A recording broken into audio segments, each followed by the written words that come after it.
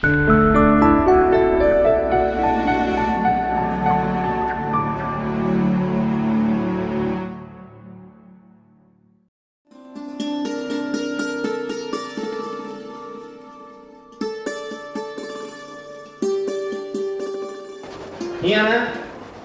5 मिंटनि जे अंदरि असांजा मुख्य महिमान जोत जलाईंदा, लाल साईं जी जोत।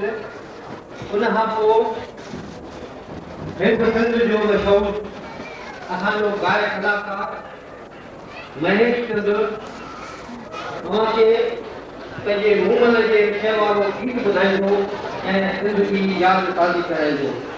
ऐं पोइ तव्हांखे ॾेखारी वेंदी असांजे बर्फ़ सिंधी नृत्य कलाकार अनीला सुंदर जी मोहन के गले के पस मंज़र में प्यार कयल प्रेम कहानी वारी बैले नृत्य नाटका सिंधु।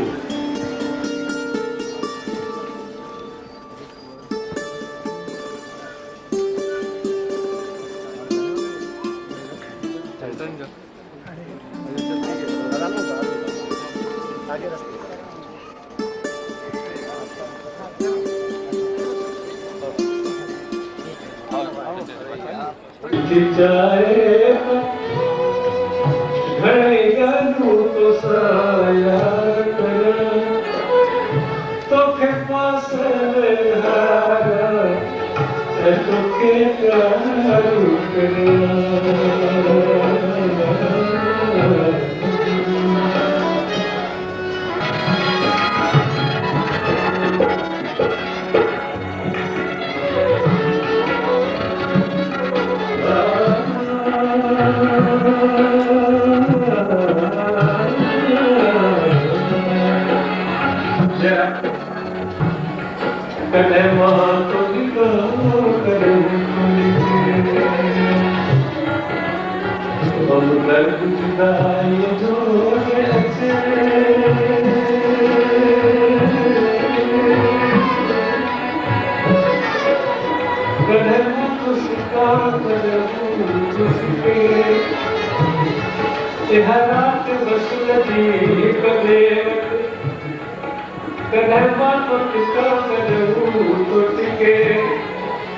सच्ची मोहब्बत जो है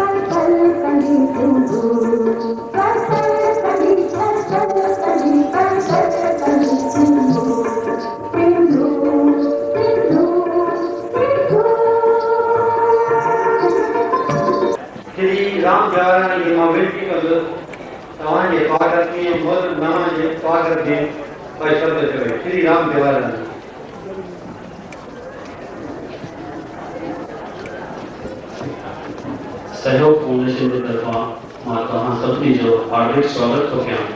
तहे दिल सां तव्हां सभिनी जो अभिनंदन आहे।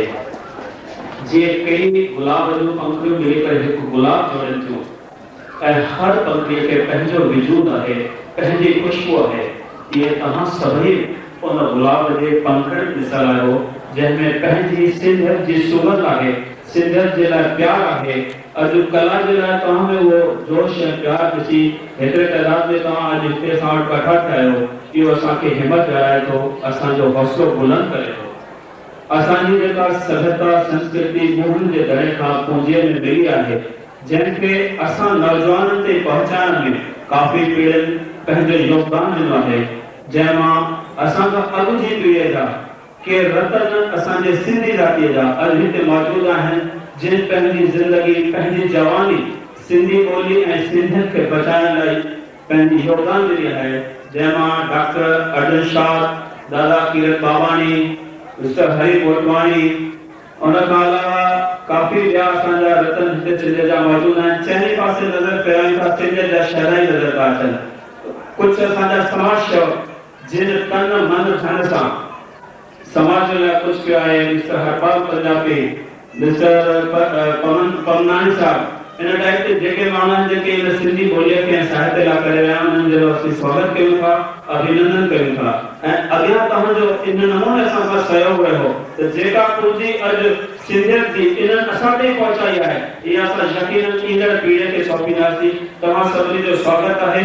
उन सां गॾु मां स्वागत कयां थो दादी ब्रह्म कुमारी योगिनी भेण जो, दादा पद्मश्री हुंदा दुखाल साहिब जो ऐं उन सां गॾु तव्हां सभिनी जो महिरबानी। धन्यवाद। मोहतरम मेहमान ब्रह्मा कुमारी योगिनी भेण तंहिंखे वेनती आहे त हू सहयोग बाबति ॿ शब्द चवे। ब्रह्मा कुमारी योगिनी भेण। हमारे पास देखो अणुशक्ति तो है, परंतु आत्मिक शक्ति नहीं रही। हमने बुद्धि का विकास तो बहुत किया, परंतु बुद्धि की दिव्यता जो है वो नहीं रही। यांत्रिक कुशलता तो हमारे पास है, परंतु धार्मिक कुशलता नहीं रही, क्योंकि हमने धर्म और कर्म का बैलेंस नहीं रखा। एक देखो छोटी सी बात हम भूल गए कि उस आत्मा का स्वधर्म क्या। यहाँ किसी को गुस्सा आता है, कोई 24 घंटा नहीं आता है, जोर से वो 5 मिनट 10 मिनट 15 मिनट बोलेगा, फिर तो उसको ठंडा होना ही है। तो ओरिजिनल में आत्मा अपना स्वभाव भूल गई कि मैं शांत स्वरूप हूँ, और ये भूलने के कारण आज देखो आज कितनी समस्या, रंग भेद, जाति भेद, भाषा भेद, धर्म भेद। आज छोटे छोटे बच्चे भी हमारे पास आएंगे ना तो कहते हैं बहन जी कल तो एग्जाम है ना, हमको टेंशन है। तो ये मेंटल टेंशन, डिप्रेशन हम देखते हैं कितना बढ़ गया। हम कभी कभी सोचती है कि देखो आज हम एयर पॉल्यूशन है तो लोग कितना वृक्षारोपण करते हैं, कितने प्लान करते हैं। नॉइज पॉल्यूशन है तो हम लोग कितना नॉइज पॉल्यूशन तो नहीं होना चाहिए। आज मुझे ॾाढी खुशी थी थिए, खुशी पई थिए त मां फर्स्ट दफ़ो सिंधीअ जे कार्यक्रम में आई आहियां। त प्रजापिता ब्रह्मा कुमारी ईश्वरी विश्वविद्यालय जी तरफ़ां मां सहयोग फाउंडेशन जो तमामु घणो आभार करियां थी ऐं मां ज़रूरु इहो चवंदमि त परम पिता परमात्मा शिव बाबा असांखे राजयोग सेखारियो आहे। अॼु जी नृत्य नाटिका में बि असीं इहो ई ॾिसूं पिया त कीअं जॾहिं योग थियो सिंधुअ जो ऐं सवेरे जो माना पाण में मिलन थियो त केॾा ख़ुशि हुआ। साहिब जी थोड़ी झूला तंहिंखे वेनती आहे तूं ब्रह्मा कुमारी नानी भेण खे सॼी माला पायो।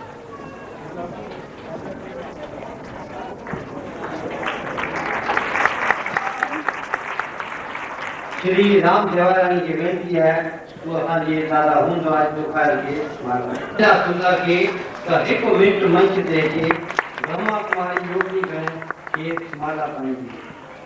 अनिला सुंदर खे वेनती आहे त हिकिड़ो मिंट मंच ते अचे। महेश चंद्र खे वेनती आहे त मंच ते अचे। दादा दुखायल महेश चंद्र खे माला पाईंदी।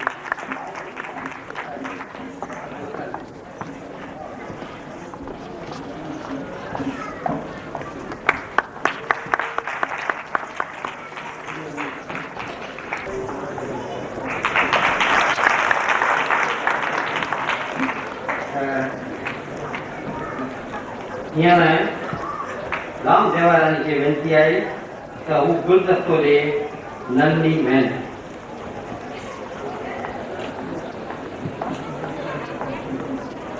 मुरली अचण जी विनती आहे तूं गुलदस्तो भेट करे असांजी योगिनी भेण।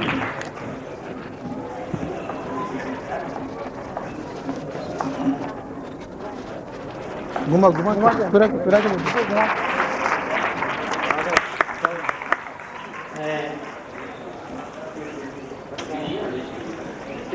हरीश केलानी की विनती है तो दादा दुखार की गुलदस्तो पे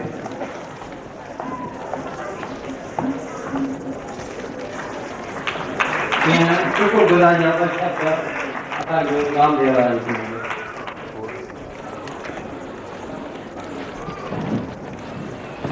शुक्रगुजारी करण खां अॻु हिकिड़ी पंहिंजे जीवन जी घटना डॉक्टर अर्जन शाह मुंहिंजे प्रोफेसर जंहिंमें मां शागिर्द थी रहियो आहियां, जंहिंजे मूं रहनुमाईअ में सिंधी विषय जो तइलीम हासिल कयो आहे। हिकु ॻाल्हि यादि थी अचे, जंहिं काफ़ी मोड़ ॾिनो मूंखे सिंधियत जे लाइ, शायदि शाह साहिब खे उहा ॻाल्हि विसरी वई हूंदी। हिकु दफ़े कॉलेज में मां जीअं पंहिंजे क्लास ॾिठे हुयसि, साम्हूं शाह साहिब पिया आया ऐं एतिरे में कंहिं मां सिंधी दोस्त अची करे मूंसां इंग्लिश में ॻाल्हाइणु शुरू कयो। मां सिंधी मीडियम जो स्टूडेंट्स एतिरी इंग्लिश मूंखे उन वक़्तु अनुभव कोन हो। मूं हुन सां सिंधीअ में ॻाल्हाइणु शुरू कयो, सिंधीअ में जवाबु ॾिनो। हुन जेको कुझु चयो मां उहो सम्झो ज़रूरु ऐं सिंधीअ में जवाबु ॾिनो, पर बदकिस्मती आई हुनखे सिंधी कोन ईंदी। डॉक्टर साहब इहो विषय वेठे ॾिठो, मां उदास थी वियुसि। डॉक्टर साहब चयो, भई राम छा आहे, छो उदास थियो आहीं? मूं चयो, दादा ॾिसो, जे मां इंग्लिश मीडियम मां हुजां त जिन सां सुठे नमूने वार्तालाप करे सघां हा, सभु कयां हा, मूंखे अफ़सोस थो थिए। चयो, अफ़सोस तोखे छो थो थिए? तोखे धारे जी भाषा नथी अचे, तोखे पंहिंजी मातृभाषा अचे थी, उन ते फ़ख़्रु आहे। अफ़सोस ऐं शर्म त उनखे थियणु घुरिजंदो जंहिंखे पंहिंजी मातृभाषा न पे आई। मूं चयो, बसि इहो 4 लफ़्ज़ मुंहिंजी ज़िंदगीअ में काफ़ी हुआ। उन खां पोइ हींअर वेझाड़ीअ में मूं दादी पोपटी हीरामनाणी जो हिकिड़ो किताब जेको लोकसेवा वारनि हीरो चावला हींअर पब्लिश कयो आहे, उन में हिकु दादीअ लिखियो आहे त जंहिंखे पंहिंजी मातृभाषा नथी अचे उनखे सचपच उहो गुनहगार आहे। ऐं इहा हक़ीक़त आहे मुंहिंजा भाउरो भेनरो, इहो सचपच गुनाह आहे जंहिंखे पंहिंजी मातृभाषा नथी अचे। सो जंहिं भाउ भेण खे सिंधी सिखणी हुजे उनखे असां दादीअ जो किताब सहयोग फाउंडेशन जे तरफ़ां फ्री भेट कंदासीं ऐं असांजे बानीकारनि सां उहो संपर्क रखनि, उन्हनि खे किताब पहुचायो वेंदो। धन्यवाद। उन सां गॾु मां अॼु शुक्रगुज़ार आहियां दादा साहिब जा, दादा हुनराज दुखायल, राष्ट्र कवि पद्मश्री, दादी योगी बहन, दादी नली बहन, उन सां गॾु वाष्य निर्मल, विष्णु भाटिया, एसपी मेघाणी, हरी मोटवाणी, असांजो मुर्गे मिस्टर एन.डी. गोलाणी, शंकर लालवाणी, के मोटवाणी, असांजो दादा देवीदास मूलचंदाणी, सती मूलचंदाणी, उत्तम खुशालाणी, गोपाल दास राम रखियाणी, सभिनी यारनि जो, सभिनी दोस्तनि जो जिन कुर्ब ॾिनो आहे ऐं हिते अची करे असांजी हिमत वधाई आहे। तव्हां सभिनी खां सवाइ ही प्रोग्राम थियणु मुमकिन न हो। तव्हांजे आशीर्वाद तव्हांजो सहयोग।